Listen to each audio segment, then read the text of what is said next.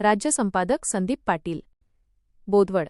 भारताच्या माजी राष्ट्रपती प्रतिभाताई पाटील यांचे सुपुत्र आणि अमरावतीचे माजी आमदार रावसाहेब दादा शेखावत यांनी नुकतीच बोदवड येथील नगरसेवक भरत आप्पा पाटील यांच्या निवासस्थानी सांत्वनपर भेट दिली.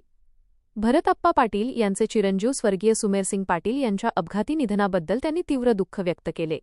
या दुःखद प्रसंगी रावसाहेब शेखावत यांनी राजपूत कुटुंबियांची प्रत्यक्ष भेट घेऊन त्यांचे सांत्वन केले आणि त्यांना धीर दिला. त्यांनी स्वर्गीय सुमेरसिंग यांच्या आठवणींना उजाळा देत त्यांच्या आत्म्यास शांती लाभो अशी प्रार्थना केली.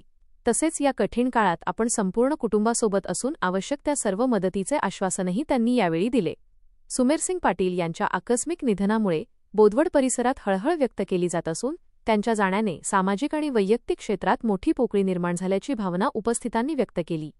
या भेटीदरम्यान पृथ्वीसिंग शेखावत, महामंडळेश्वर जनार्दन स्वामी महाराज, नामदार गिरीश महाजन, माजी मंत्री एकनाथराव खडसे, चंद्रकांत पाटील, राजेंद्र मामा भोडे, डॉक्टर जी.एन.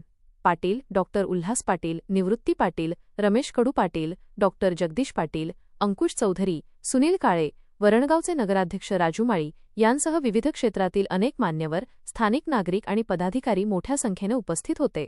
सर्वांनी मिळून ईश्वरचरणी प्रार्थना करत पाटील कुटुंबाला या दुःखातून सावरण्याची शक्ती मिळो अशी भावना व्यक्त केली.